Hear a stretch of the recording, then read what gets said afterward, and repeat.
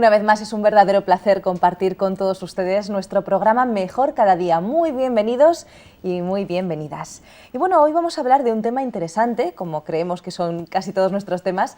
Vamos a hablar acerca de la protección y la seguridad en la familia. ¿Qué está pasando con las familias en la sociedad actual?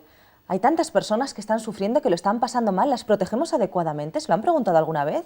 Bueno, pues precisamente de este tema vamos a hablar con nuestro invitado de hoy, que es el terapeuta familiar José Luis Lasso. ¿Qué tal, José Luis? Muy bienvenido. Hola, ¿qué tal? Bien, gracias. Bueno, estamos contentos de tenerte. Yo también estoy contenta.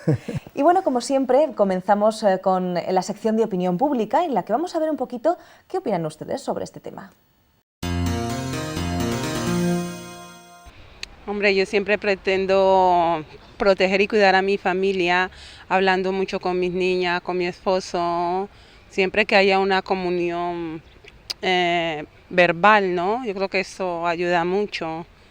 Pues actualmente mi familia, que somos cinco personas, son 3 niños, mi esposa y yo, pues tanto ella como yo intentamos cuidar a la familia protegiéndolos de diferentes maneras, sobre todo a nivel afectivo, a nivel emocional, a nivel también, pues bueno, material, trayendo a casa lo necesario para poder sobrevivir y proveerle a la familia de todos los elementos necesarios para que se puedan desarrollar de una forma óptima. Yo procuro cuidar lo mejor que puedo y que sé. En principio dedicándole el mayor tiempo posible y después también pues intentando saber en el tiempo en el que no estoy con ellos qué hacen y dónde están y con quién. Sí, necesita una persona sentirse segura dentro de tu casa y seguro de todo, no sé, pues porque tienes cariño, porque todo lo que te rodea está hecho para que tú lo disfrutes y yo creo que sí, en un hogar es imprescindible sentirse tranquilo y contento. Yo creo que es no importante, sino primordial, que todos los integrantes de la familia, hijos y los padres, podamos sentirnos seguros en nuestro hogar. Nuestro hogar es un lugar donde debería ser un lugar donde encontramos seguridad, protección, donde querramos llegar a él, ¿no? Al final del día.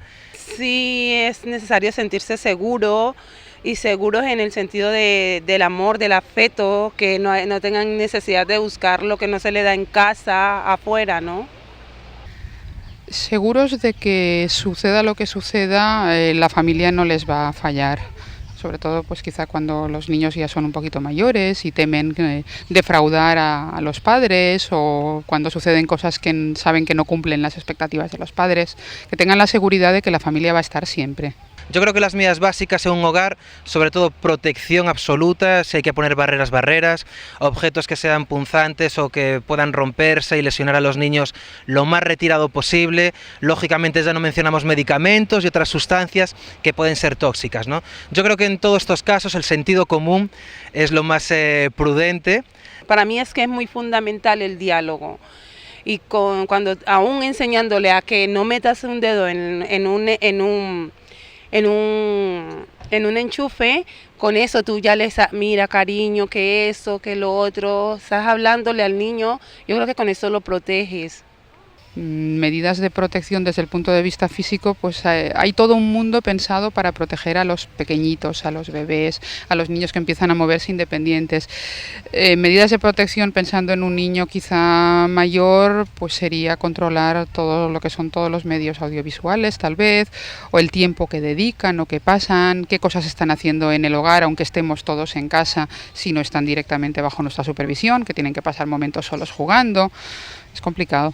Varias medidas, porque aún por mucho que vigiles a un niño y estés con él y tal, siempre tienen un momento tonto que se te ponen por aquí y se te ponen por allá.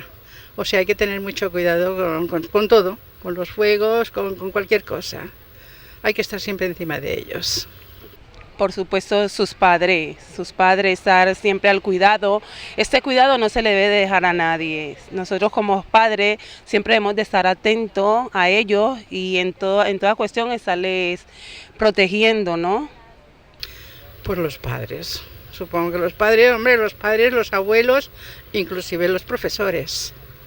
Básicamente yo creo que la familia, si entendemos como eso el núcleo donde están padres e hijos, la responsabilidad mayor son de los padres, sin duda alguna. Luego, a medida que los niños van creciendo, tienen que ir adoptando responsabilidades, pero mientras tanto el peso yo creo que recae sobre todo en los padres. Directamente los padres, después pues el resto del entorno familiar, toda la familia más directa. Bueno, pues esas son sus respuestas, la verdad es que son muy interesantes, por supuesto que sí, nos hacen pensar, pero vamos a ver qué nos dice nuestro especialista. Como decíamos, estamos con el terapeuta José Luis Lasso. José Luis, ¿es que necesita la familia que la defendamos de algo? ¿Tiene algún peligro para que hoy tengamos que hablar de protección y seguridad? Bueno, yo no vengo a hablar hoy de hacer publicidad de protecciones, ni de alarmas, ni de seguros, ¿verdad? Es decir, siempre que hablamos de protección a la familia, pues es porque hay algún peligro que acecha a la familia, si no, no hablaríamos de protección. Entonces, la pregunta que podríamos hacer es, ¿qué peligros acechan a la familia, ¿no? A las familias hoy en día que tengamos que proteger a nuestra propia familia? Bueno, pues podríamos hablar de 3 tipos de peligro. Peligros externos, externos a la familia, peligros internos de la propia familia, que la propia familia gestiona dentro de la familia, y después peligros internos de la propia persona. Hay personas que tienen miedos y esos miedos también hay que sanearlos para que podamos funcionar bien en las familias. Vamos a ver si te parece algunos ejemplos. Ponnos ejemplos de esto. Pues por ejemplo, los peligros externos, es decir, un niño cuando va al colegio, el colegio es un mundo que abarca prácticamente toda la atención del niño cuando van al colegio, ¿no? Entonces, los niños a veces se enfrentan a peligros realmente externos, profesores que a veces son duros, y hay niños que se sienten ante el profesor como un ser indefenso, ¿no? Pero también a veces hay peligros con otros niños, otros compañeros de clase que bueno, hay peleas, hay discusiones, hay amenazas y tal, ¿no? Es decir, hay peligros que son externos. Un adolescente, por ejemplo. Los adolescentes, pues a veces tienen problemas entre ellos, ¿no? Pues porque a 2 amigos les gusta la misma chica, por ejemplo, o a 2 chicas que les gusta el mismo chico, ¿no? Y a veces hay rivalidades, ¿no? Son peligros externos de la familia, ¿no? Ahora, dentro de la familia, que es lo que yo quiero resaltar más en este programa, los peligros que hay internos dentro de la familia son más graves. Es decir, los peligros internos son padres que agreden a sus hijos, donde hay violencia familiar, donde un niño, en lugar de sentirse protegido en casa, en la familia, se siente agredido y tiene que esconderse o tiene que mentir. Hay niños que mienten y es como una medida de protección, porque claro, si dice la verdad me cae encima. Es decir, hay peligros que están inmersos dentro de la propia familia que tenemos que recuperar y tenemos que sanear. Y después, dentro de las personas, especialmente de los niños, hay miedos que tenemos que ayudarles también a superar. Esto ya está dentro de la persona, que también tenemos que ayudarles. Vamos a hablar precisamente un poquito de esos miedos infantiles. ¿Cómo afrontamos los miedos de los niños? Porque a veces son reales, a veces son irreales. Pues sí, hay miedos que son normales y otros miedos que son más patológicos, ¿no? Es decir, los miedos normales son positivos incluso, son aquellos miedos que te hacen ponerte en guardia delante de un peligro. Imagínate que un niño va a cruzar la carretera y hay coches que están pasando. Entonces, ese miedo a cruzar es sano porque te va a privar de que te atropellen y que te maten, ¿no? Bueno, hay miedos, por ejemplo, de tocar el fuego. No toques el fuego que te vas a quemar. A lo mejor el niño va y finalmente toca el fuego, pero se quema. Entonces ya para la próxima vez tendrá miedo. Ese miedo es un miedo protector, es un miedo que no es malo, que es bueno, nos protege de ciertos peligros. Ahora, los miedos negativos impiden al niño enfrentarse a situaciones cotidianas concretas, por ejemplo, miedo a la oscuridad, miedo a los animales, miedo a los monstruos. Todos esos miedos tienen que ver mucho con el medio ambiente. Así que cuando estos miedos infantiles dejan de ser temporales, porque normalmente son temporales esos miedos que duran un tiempo, después desaparecen, eso es normal. Ahora, cuando esos miedos se prolongan en el tiempo, ya podemos estar hablando de fobias, ¿no? Entonces ya sería un caso patológico para tratarlo. Hay padres que están verdaderamente preocupados. Yo conozco algún que otro padre que, bueno, el niño está en esa etapa, en esa fase, ¿verdad?, un poquito especial, que tiene miedo por la noche. El padre no entiende por qué el niño tiene miedo por las noches. ¿Qué les podemos decir a los padres y las madres sobre esos miedos de los niños?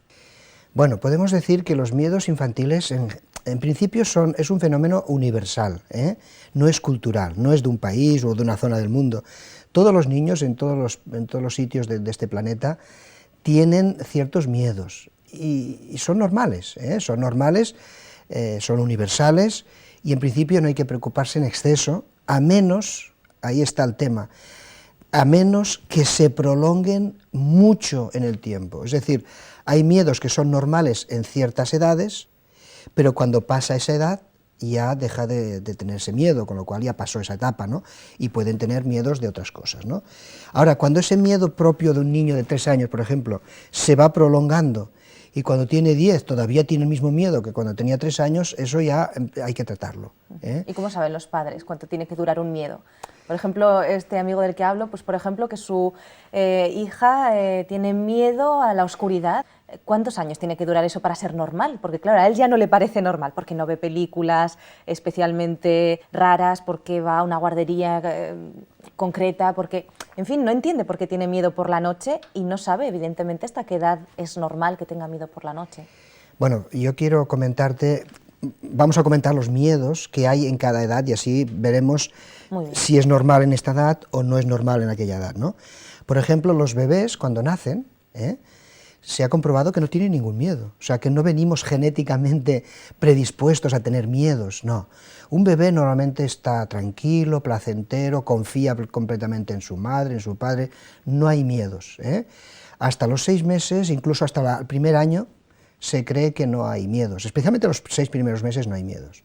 Entonces, a partir del primer año, entre 1 y 2 años, surgen los primeros miedos, los primeros miedos que son hacia personas extrañas, hacia ruidos fuertes, hacia cosas que el niño no está habituado a ver o a escuchar, ¿no? Entre 1 y 2 años. De 2 a 4 años surgen los primeros miedos hacia los animales, es decir, es una etapa típica de tener miedo a un perro que se acerca, a un gato, en fin, a un animal que no conoces, ¿no? Y entonces tienes miedo hacia los animales. De 4 a 6 años el miedo suele fijarse más en las cosas imaginarias, porque el niño de 4 a 6 años es cuando desarrolla mucho su imaginación, Es la típica niña que está jugando con su muñeca y piensa que es su hija y le habla y la tapa como si fuera una persona real, ¿verdad?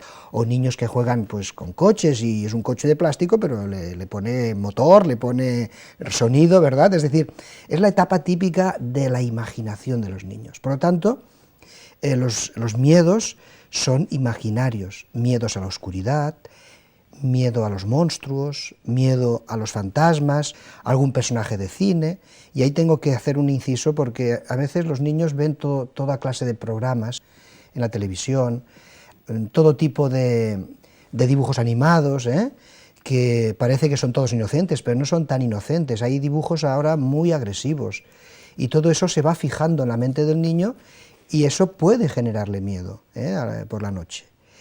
De 6 a 9 años aparece el miedo a lo físico ya es algo más concreto, ya no es tan imaginario, sino que es más a lo físico, por ejemplo, a accidentes, a catástrofes, incendios, a que te pongan una inyección, es la etapa típica de que tienen miedo a las batas de las enfermeras o de los médicos, ¿verdad?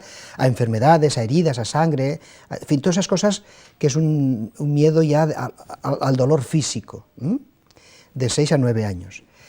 De 9 a 12 años, que es la preadolescencia, ahí ya los miedos se fijan en otra área, que es los conflictos con sus iguales, es decir, sus amigos, y con sus superiores. Ya entran los conflictos interpersonales, miedos a un profesor que te maltrata, miedo a tu padre, por ejemplo, o a tu madre que te trata mal, miedo a los amigos, O sea, la relación social ahí comienza a tener un peso importantísimo, ¿verdad?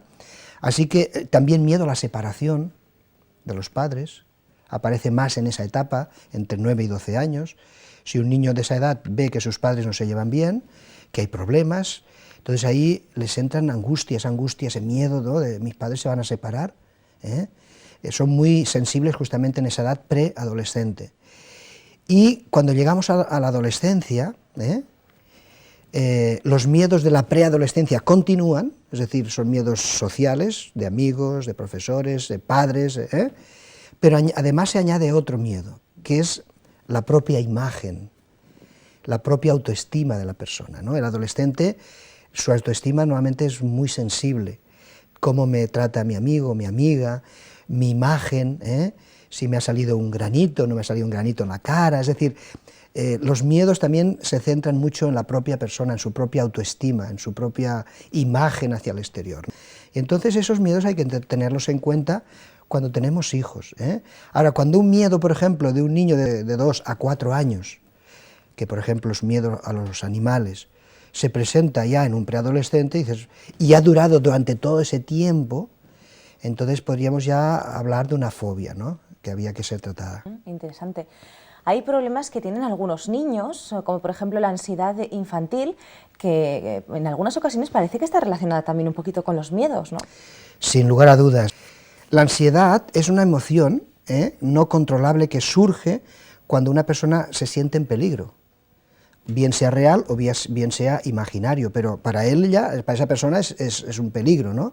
Un peligro. Entonces, debemos entender que la ansiedad es una respuesta normal y adaptativa, que prepara a nuestro cuerpo, a nuestro organismo, a nuestra mente, para reaccionar ante una situación de emergencia.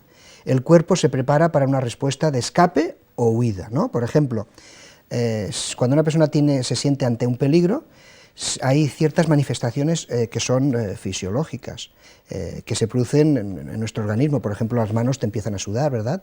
Hay una sudoración. Los pies a veces se te quedan fríos porque la sangre va a calentar la parte más de la cabeza, de las manos, ¿verdad? Hay un aumento de frecuencia en la intensidad cardíaca, elevación del tono muscular, la voz tiembla, es decir, todo eso forma parte de un cuadro de ansiedad.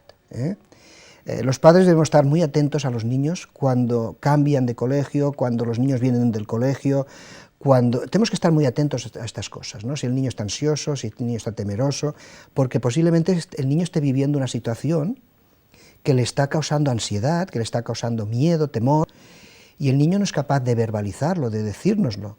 Entonces nosotros tenemos que estar atentos a estas alteraciones fisiológicas.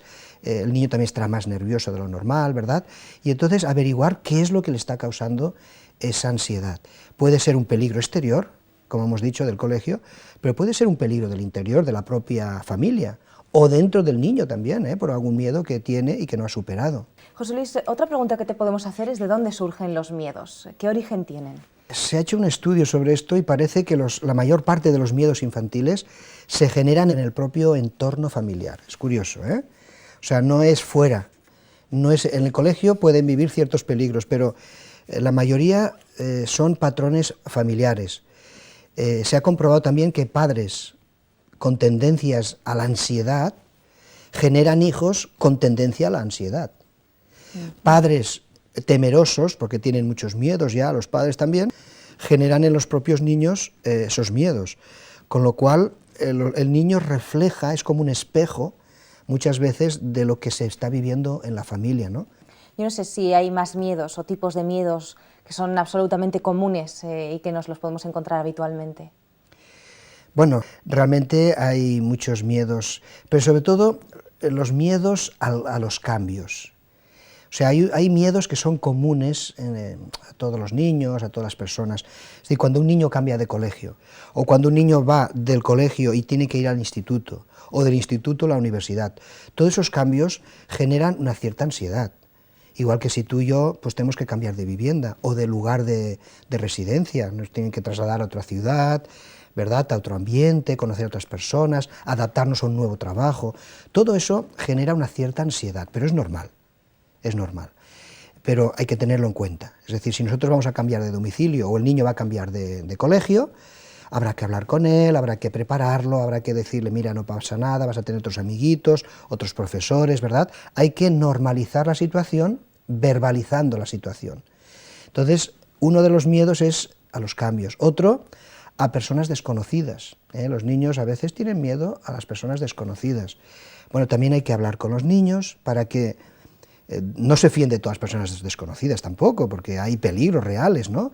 Pero que tampoco tengan miedo a cualquier persona desconocida que venga a casa, ¿no? Todo eso es hablando, que el niño puede ir interiorizando de que hay personas que se pueden tener miedo y otras no. Miedo a la oscuridad, que tú me hablabas, ¿verdad? Se calcula que uno de cada 3 niños tiene miedo a la oscuridad, por lo tanto, es un miedo muy generalizado en los niños, que luego veremos cómo tratarlo, ¿verdad? Miedo a los animales. Hay que educar a los niños también para que vean que los animales, en principio, no son agresivos, pero siempre hay que tener precaución con ellos, porque puede ser que sea alguno agresivo, ¿no? Y todo eso hay que irlo educando, hablando, verbalizando con el niño. Miedo a los truenos y a las tormentas, por ejemplo.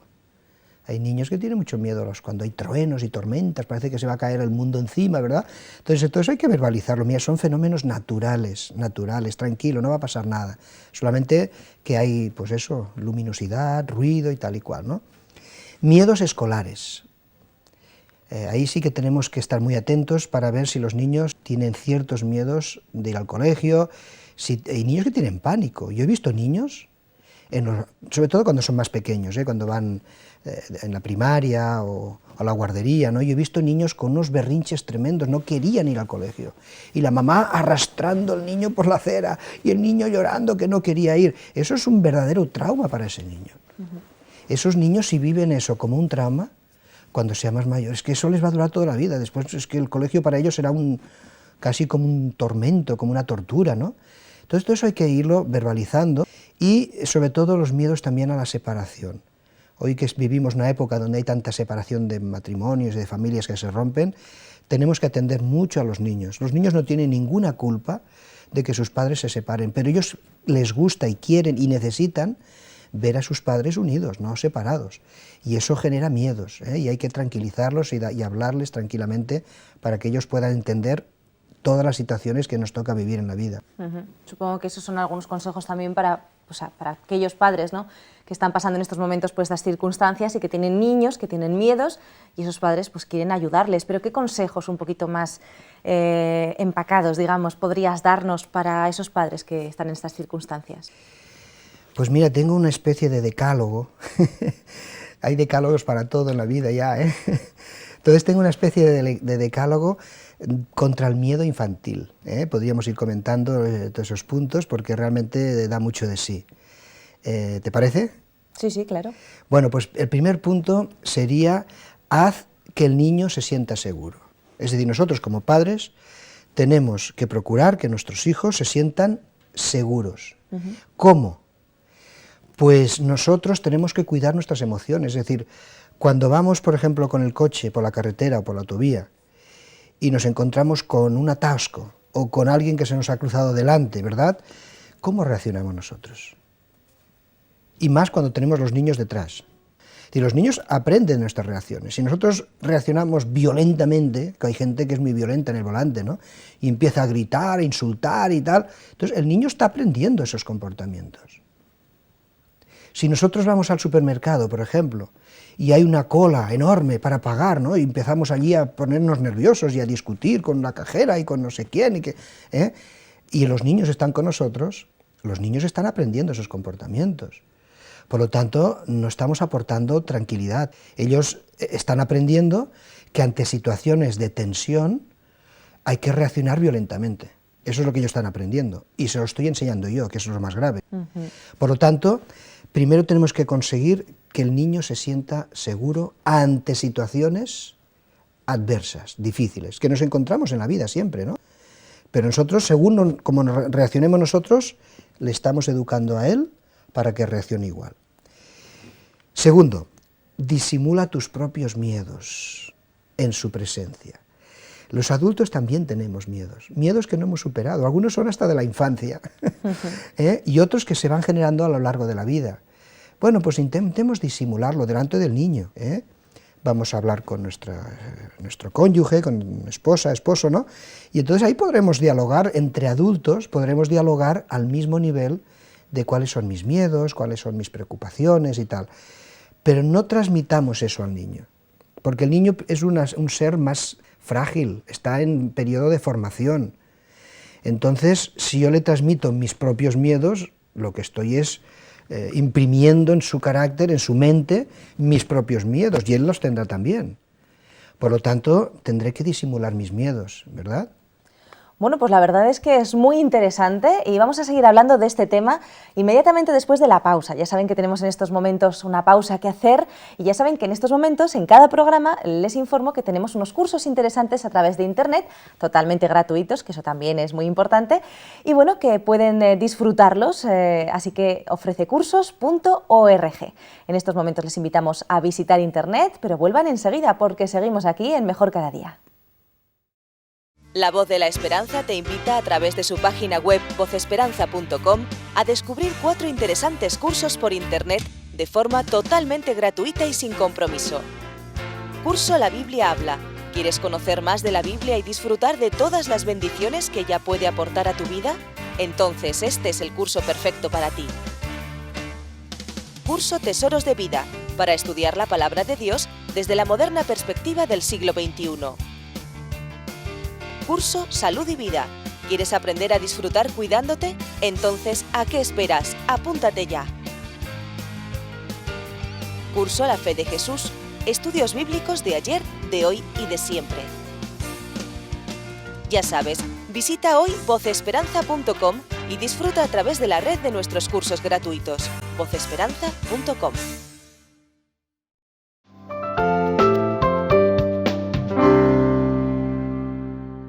Y seguimos aquí en Mejor Cada Día, seguimos también con José Luis Lasso, terapeuta familiar, y estamos hablando hoy acerca de la seguridad, de la protección a nuestros hijos, de sus miedos también.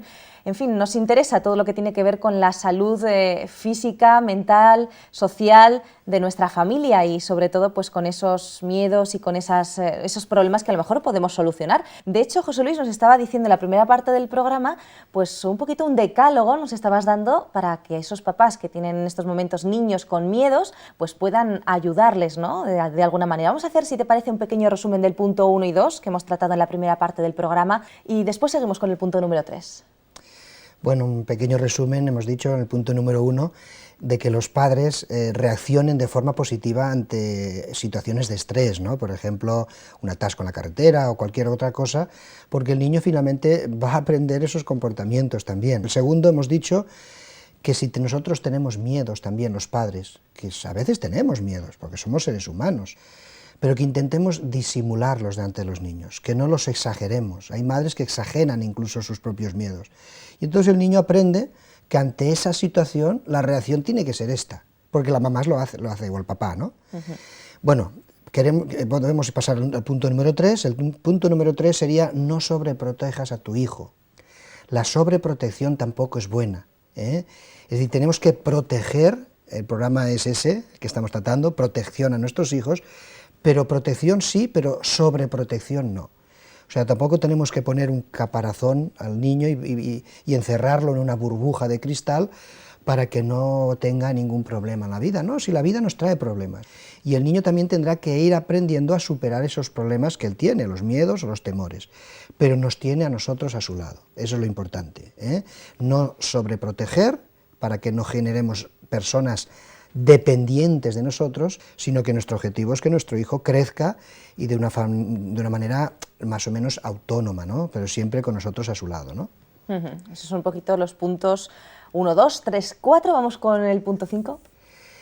No, el 4 sería educa de forma positiva. Bueno, pues el punto 4, vamos con el punto 4. El punto 4 sería educa de forma positiva. ¿Qué significa educar en forma positiva? Bueno, hay dos formas de educar. O con represiones, con amenazas, con castigos, ¿verdad? De esa parte negativa que llamamos de forma de educar, y después la forma positiva que es con estímulos, con elogios, con premios, donde el niño se siente estimulado a hacer ciertas cosas, ¿no? Entonces, yo animo desde luego a los padres que utilicen más la fórmula de educación positiva, ¿eh? De elogios, de premios, de reconocimientos, de decir muy bien adelante, ¿eh? Es decir, eso es mucho más estimulante que no estar pegando al niño, que estar recriminándoselo, la parte positiva, eso es muy importante. El punto 5, que es el que querías escuchar tú en verdad, el punto 5 es preparar al niño para los cambios que pueden acontecer. Es decir, el niño y la familia y las personas afrontamos en la vida cambios de domicilio, cambios de trabajo, cambios de estatus, cambios incluso de crecimiento del niño, que el niño pues de pronto se le han quedado los zapatos pequeños, ¿no? O sea, cambios constantemente estamos haciendo cambios en la vida, ¿no? Entonces, tenemos que preparar al niño para esos cambios. Si el niño va a cambiar del colegio al instituto, por ejemplo, pues prepararlo, hablar con él, tal, y que ese niño se vaya adaptando al nuevo cambio, pero que en ese cambio, en esa adaptación, el niño tiene que percibir que el papá y la mamá están a su lado. El punto 6 es muy importante también, evitar que vean programas de televisión negativos. No todo lo que se pasa por televisión es bueno, no, hay cosas que son interesantes, hay cosas que son para distraernos, pero hay cosas que son nocivas, que son malas, incluso en dibujos animados.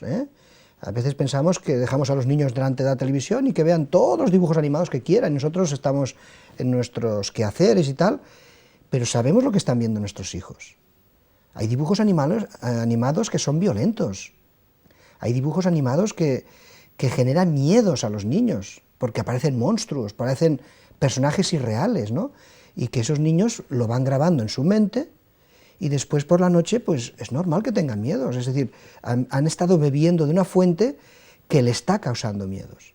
Entonces tenemos que controlar mucho también la televisión y ver qué programas pueden o no pueden, o deben o no deben ver nuestros hijos. La verdad es que tenemos que ser un poquito más responsables los padres y las madres con los contenidos que ven los niños. En la televisión hay muchas cosas, en internet hay muchas cosas, tenemos nosotros que estar un poquito al tanto, totalmente de acuerdo. ¿Qué más puntos interesantes? Pues mira, el punto 7, para ir numerando los puntos, ¿verdad? Respetar sus miedos. Es decir, si nuestro hijo tiene miedo a la oscuridad, lo primero que tenemos que hacer es respetar eso. No podemos ridiculizarlo, no podemos reírnos de él, no podemos decirle que es un miedica, ¿no? Por ejemplo, pero tú, ¿cómo es a tu edad que aún tienes miedo a la oscuridad? Todo lo que sea ridiculizar su miedo, el niño se va a sentir mal. Por lo tanto, es muy importante normalizar ese miedo, es decir, entenderlo, comprenderlo, respetarlo. El miedo está ahí y habrá otra forma de tratarlo, pero nunca ridiculizar al niño, nunca reírse de él. Y el punto 8 sería, no lo fuerces a efectuar aquello que teme. Esto es muy importante. Es decir, lo que tenemos que hacer es aproximaciones progresivas a eso que teme el niño. Por ejemplo, si tiene miedo a la oscuridad, yo no voy a encerrar en una habitación oscura para que se le quite el miedo. Eso es una aberración. El niño tiene miedo a la oscuridad, por lo tanto, si tiene miedo a la oscuridad, yo no, en lugar de cerrar la habitación para que pase más miedo, lo que voy a hacer es ir haciendo aproximaciones progresivas, que se llaman, ¿no? Es decir, un día pues lo tendré con la luz encendida y el niño se dormirá con la luz encendida. El siguiente día, si tenemos un regulador, de esos reguladores que hay de electricidad, podremos bajar un poquito la intensidad de la luz, y el niño se dormirá con menos luz. La siguiente noche bajaremos un poquito más la luz y así iremos bajando la luz progresivamente hasta que el niño ya llegará a no temer a la oscuridad. Por ejemplo, un miedo a un perro. Hay niños que tienen pánico a los perros. Entonces lo que no voy a hacer es, ven, toca a este perro. Si el niño tiene pánico, ¿cómo voy a...? No, tendrá que ir haciendo aproximaciones progresivas. Mirarlo desde lejos, mira que el perro, ¿ves? No pasa nada, no hace nada. Otro día o otro momento acercarnos un poquito más, y un poquito más, y un poquito más, hasta que llegará un momento que el niño podrá tocar el perro y verá que no pasa nada. Sí, eso se llaman aproximaciones sucesivas hasta vencer ese miedo. Seguro que son consejos que además de aplicarlos a los niños también podemos aplicarlos a los adultos, ¿no? Vamos a ver el punto número 9 y 10. Mira, el punto número 9 sería potenciar la valentía de tu hijo. Es decir, cualquier avance que veas y que percibas en tu hijo, prémialo, anímalo, reconócele ese avance que ha hecho. Oye, qué bien, hoy has dormido con la luz apagada y no has tenido miedo, ¿verdad? No, wow, te felicito, si hace falta le premiamos, te felicito, estás ya superando ese miedo, muy bien, yo te felicito, ¿no? Es decir, reconocer los progresos que el niño va haciendo. Y el niño se sentirá estimulado, me estoy haciendo mayor. Y finalmente, el punto 10 sería fomentar la resolución de problemas por el propio hijo. Es decir, como este iría muy unido a la sobreprotección. Es decir, el niño debe también aprender a resolver sus problemas, ¿eh? Nosotros estamos ahí para ayudarle, pero es su problema. Y él tiene que aprender también a poner un poco de su parte para superar ese problema, ¿eh? O sea que es un decálogo muy interesante, que si lo tuviéramos en cuenta, sería muy útil a la hora de tratar con problemas de miedo de nuestros hijos. Bueno, pues vamos a tomar buena nota de ese decálogo interesante, ¿eh? Yo creo que son consejos muy útiles y muy prácticos. Vamos a hacerte otra pregunta, José Luis. Yo no sé, los niños normalmente confían en los padres, ¿no? Todos hemos hecho alguna vez eso de venga, tírate, y el niño se tira. Los padres tenemos de alguna manera esa responsabilidad de proporcionar seguridad, de proporcionar protección a nuestros niños, ¿no? Ahí es donde llegamos al punto álgido de este programa. O sea, todo lo que hemos hablado es para llegar a este punto. Nuestros hijos, igual, bueno, nuestros hijos y nosotros mismos, y nuestra esposa y nuestro esposo, en fin, todos los que vivimos dentro de la familia, que normalmente a veces tenemos que afrontar peligros fuera de la familia, en la escuela, en el trabajo, con vecinos, con lo que sea, ¿no? Cuando llegamos a la casa, ese debería ser el remanso de paz, de armonía, de tranquilidad, donde pudiéramos recobrar fuerzas y energías, ¿eh? La protección genera en sí misma seguridad y la desprotección genera inseguridad. Así que si nuestro hijo, nuestra esposa, nuestro marido, es decir, cualquier miembro de la familia, cuando llega a casa, que quizá ha tenido que estar batallando con el profesor, con un amiguito, con un compañero de trabajo, con el jefe, con un empleado, con quien sea, ¿eh? Cuando llega a casa, en lugar de sentirse protegido y seguro, lo que se encuentra en casa es justamente más amenazas, más peligros, más violencia, más agresiones. Entonces, ¿dónde nos refugiamos? O sea, un niño necesita sentirse pues como un cachorro de león, ¿eh? Los cachorros de león se sienten protegidos porque tiene a su mamá allí, al lado, ¿no?, que le va a proteger. Entonces, nuestros niños tienen que sentirse así, con nosotros, con los padres, ¿no? Tienen que sentirse que están protegidos, pero sin lugar de protección. El niño recibe agresiones físicas o verbales o psicológicas. ¿Ese niño dónde se esconde? Es decir, es como si tú huyes de la selva porque las fieras te están persiguiendo y te refugias en una cueva y resulta que en la cueva hay víboras. Pues, ¿dónde me meto? Salgo de un peligro y me meto en otro, ¿no? Por lo tanto, el hogar, la familia, debe ser el lugar donde todos nos sintamos protegidos, donde todos podamos sentirnos seguros. Y solamente lo podemos conseguir si hay cariño, si hay expresiones de cariño, pero la violencia fuera. La violencia no nos sirve para nada, más que para destruirnos. ¿Qué consecuencias tiene, pues por ejemplo, un niño que realmente pues no se siente protegido en su hogar, o una esposa que realmente no se siente protegida en su hogar? ¿Qué consecuencias tiene pues el vivir en esas circunstancias durante tiempo? Pues mira, un niño desprotegido y por tanto inseguro, porque la desprotección lleva a la inseguridad y la protección te lleva a la seguridad. Por lo tanto, un niño desprotegido y por lo tanto inseguro es un niño incapaz de centrarse en una sola actividad. No se puede concentrar. Abandona pronto cualquier actividad, no confía en nadie, se siente perseguido o explotado. Es decir, es un niño que tiene una autoestima muy baja y no se puede concentrar ni puede realizarse en la vida. O sea que eso es muy importante. Esa persecución subjetiva le lleva a veces a agredir a sus propios amigos, suele ser pesimista y es fácil presa de la depresión. Por lo tanto, es muy importante que nosotros demos protección a nuestros hijos y que ellos se sientan, eso, estoy en casa, estoy en un lugar seguro, no en un lugar inseguro. Parece que solamente hablamos en el programa de los niños, pero el hogar tiene que ser un lugar seguro no solamente para los niños, ¿no? También para la esposa, también para el esposo. ¿Qué consecuencias tendría, por ejemplo, una esposa o en un esposo que puede darse también esa inseguridad en el hogar?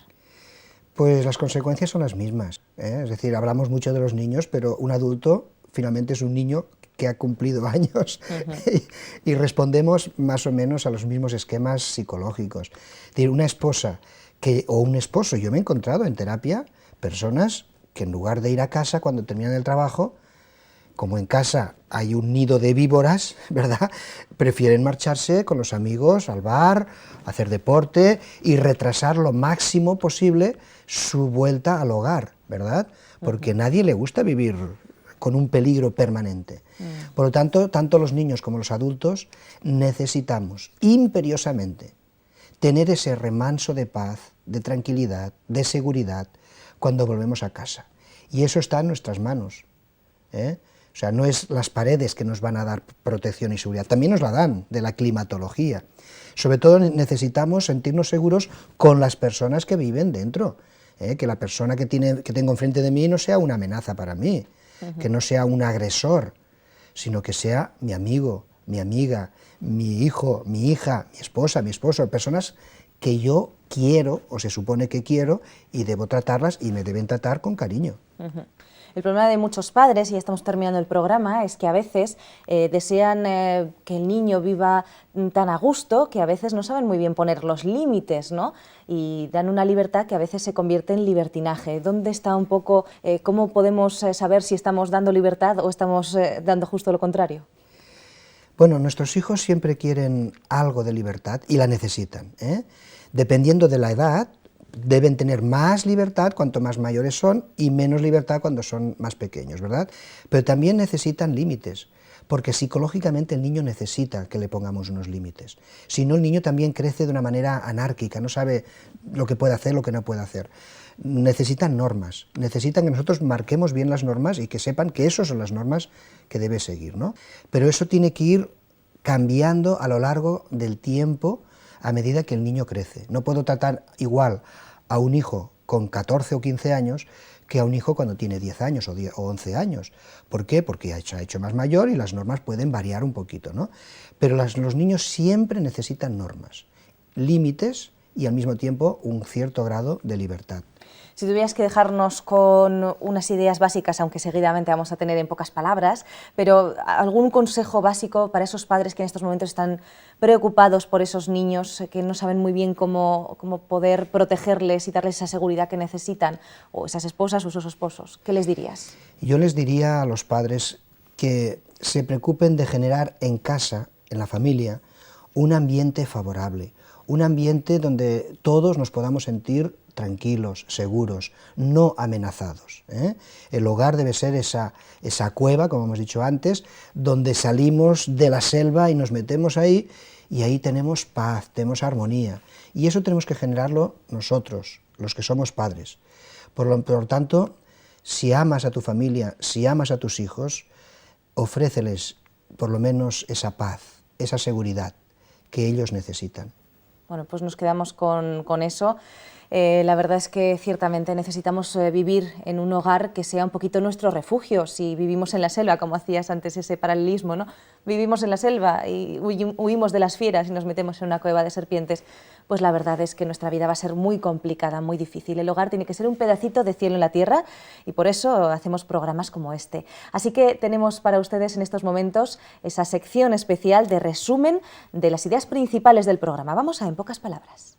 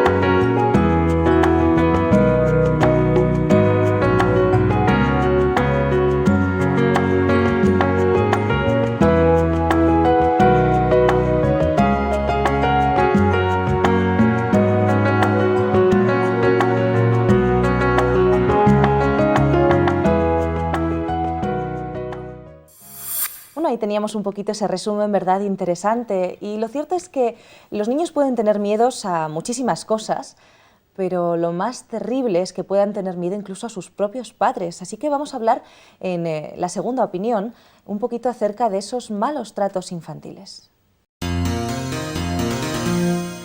Susana, ¿nos podrías decir a qué denominamos malos tratos? Bien, el concepto de malos tratos es un concepto bastante amplio.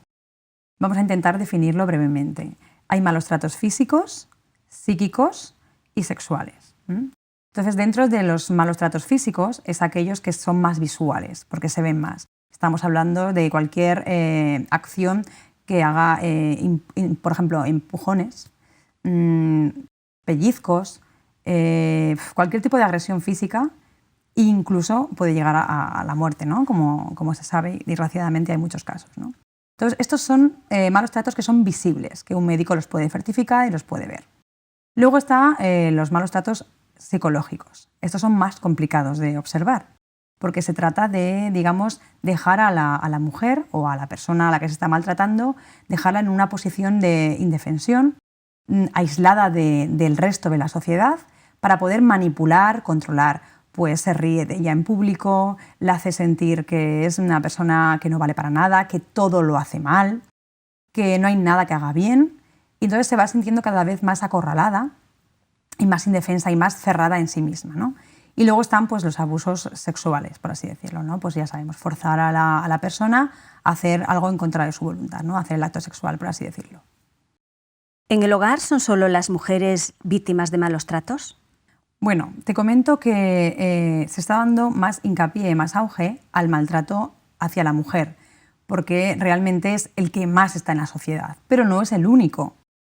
En repercusión están los hijos. Una mujer que es maltratada, ya sea en los aspectos que hemos mencionado anteriormente, los hijos también reciben ese maltrato. Muchas veces son directamente, que el padre maltrata a esos hijos, ya sea física o psicológicamente, pero en muchos otros es un maltrato de rebote, por así decirlo, ¿verdad? Ven a la madre que está siendo maltratada y ellos reciben esa educación. Entonces está basada en el maltrato. Luego también está la figura del hombre. Son pocos casos, pero también hay hombres maltratados. Yo me encontré con un caso que el hombre pues, había sido víctima de violencia física. Incluso la mujer le había clavado unas tijeras en la mano. Y es un caso poco común. Esto hace que el hombre no sea tan fácil el poder delatarlo, ¿verdad? El poder acudir a un sitio que le ayuden. Pero bueno, digamos que el maltrato hacia la mujer es el que más, desgraciadamente, más auge, por así decirlo, tiene.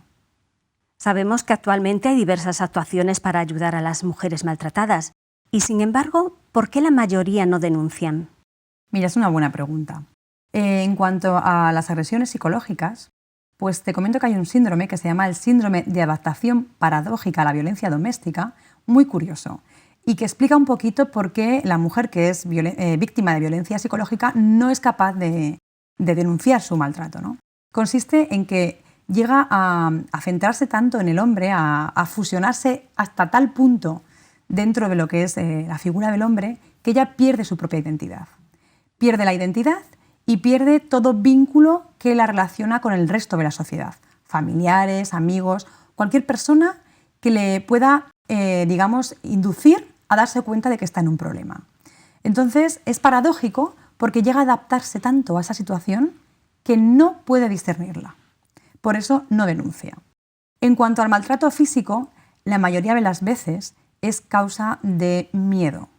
El hombre amenaza pues, en lo que más le duele, que suele ser en quitarle a los hijos, en llevárselos fuera, en hacerle daño a sus propios hijos, incluso en quitarle la vida a ella.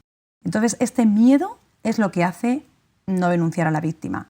Y luego también está la fase en la que el hombre se arrepiente y le promete que nunca más va a volver a hacerlo, ¿no? Es un ciclo, digamos que el maltrato está formado por un ciclo de actuaciones. Entonces, cuando denuncia a la mujer, sabes que normalmente quita la denuncia. Bueno, el marido le ha prometido no volverlo a hacer, ella vuelve a creer y se vuelve a reproducir el ciclo de maltrato. Según nos acabas de comentar, muchas mujeres soportan los malos tratos porque piensan que es lo mejor para los hijos. ¿Pero realmente ese clima es positivo en el hogar? Exacto. Ellas piensan que realmente el matrimonio han creído que es para toda la vida, que efectivamente creemos que es así. Y por esa creencia aguantan una serie de agresiones, ya sea físicas, psicológicas o sexuales, y piensan que como es necesario que el padre esté con sus hijos, tienen que aguantar. Pero esto realmente es equivocado. Entonces, el matrimonio efectivamente es un vínculo creado para siempre, siempre y cuando haya unas relaciones correctas establecidas. Si el padre, digamos, ejerce maltrato con alguno de los miembros de la familia, hijos o con la esposa, esa relación se rompe. La influencia que ejercen esos hijos es perjudicial para la educación. De hecho, muchos de los maltratadores son hijos de maltratadores, ¿no? Entonces, reproducen el papel que han recibido en su hogar. Así que no, para nada es beneficioso que un hijo viva en un hogar donde hay maltrato, para nada. Entonces, ¿nos podrías decir dónde pueden conseguir consejo y ayuda las mujeres maltratadas, los hombres maltratados, los niños o los ancianos? Mira, el primero que tiene que hacer una persona que es maltratada es confiarlo a alguien que sea de mucha confianza. Necesita apoyo incondicional esa persona. Entonces, lo primero es buscar ayuda en algún familiar o algún amigo que sabes que va a estar contigo en cada momento. Una vez que tienes esa seguridad, ya tienes que ir directamente a los servicios sociales de cada ayuntamiento, de cada comunidad, porque allí tienen organismos preparados para ayudar. Y si efectivamente se produce una agresión, pues sin duda alguna hay que denunciarlo en la comisaría de policía más cercana. Muy bien, muchas gracias, Susana. A ti. Y bueno, el programa llega a su fin. Espero que hayamos podido tomar buena nota de los consejos que nos ha dado tanto esta segunda opinión como también nuestro especialista de hoy, José Luis Lasso. José Luis, muchísimas gracias. Ha sido un placer, como siempre. Y bueno, amigos, hemos tomado nota de ello. Vamos a tratar de que nuestras familias realmente sean refugios seguros para que todos podamos vivir en paz y de una forma feliz. Y bien, si os ha interesado el programa de hoy, si les ha interesado el programa de hoy, pues les emplazamos nuevamente aquí en Mejor Cada Día, el próximo día a la misma hora. Así que, hasta pronto.